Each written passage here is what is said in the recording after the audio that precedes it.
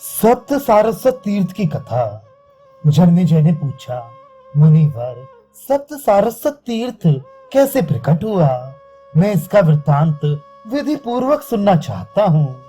वैशंपायन जी कहते हैं, राजन, सरस्वती नाम से प्रसिद्ध 7 नदियां हैं। ये सारे जगत में फैली हुई हैं। इनके विशेष नाम हैं सुप्रभा, कांचनाक्षी, विशाला, मनोरमा, ओघवती, सुरेणु तथा विमलोदका। शक्तिशाली महात्माओं ने भिन्न भिन्न देशों में एक एक सरस्वती का आवाहन किया है। एक समय की बात है, पुष्कर तीर्थ में ब्रह्मा जी का एक महान यज्ञ हो रहा था। यज्ञशाला में सिद्ध ब्राह्मण विराजमान थे। पुण्याघोष हो रहा था। सब ओर वेद मंत्रों की ध्वनि फैल रही थी। समस्त देवता यज्ञ कार्य में लगे हुए थे। स्वयं ब्रह्मा जी ने यज्ञ की दीक्षा ली थी। उनके यज्ञ करते समय सबकी समस्त इच्छाएं पूर्ण हो रही थी। धर्म और अर्थ में कुशल मनुष्य मन में जिस वस्तु का चिंतन करते थे वही उन्हें प्राप्त हो जाती थी। उस समय ऋषियों ने पितामह से कहा, ये यज्ञ अधिक गुणों से संपन्न दिखाई नहीं देता, क्योंकि अभी तक यहाँ सरताओं में श्रेष्ठ सरस्वती का ही प्रादुर्भाव नहीं हुआ। ये सुनकर ब्रह्मा जी ने सरस्वती का स्मरण किया। उनके आवाहन करते ही सुप्रभा नाम वाली सरस्वती पुष्कर तीर्थ में प्रकट हो गई।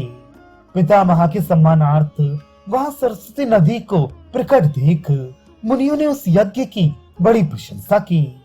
इसी तरह नैमिषारण्य में भी वेद के स्वाध्याय में लगे रहने वाले मुनियों ने सरस्वती का आवाहन किया। उनके चिंतन करते ही वहां कांचनाक्षी नाम वाली सरस्वती नदी प्रकट हो गई। ऐसे ही जब राजा गए यज्ञ कर रहे थे, उस समय उनके यहाँ भी सरस्वती का आवाहन किया गया। वहां विशाला नाम वाली सरस्वती का आविर्भाव हुआ। उसकी गति बड़ी तेज है। ये हिमालय की घाटी से निकली हुई है। एक समय की बात है, उत्तर कौशल प्रांत में उद्दालक मुनि यज्ञ कर रहे थे।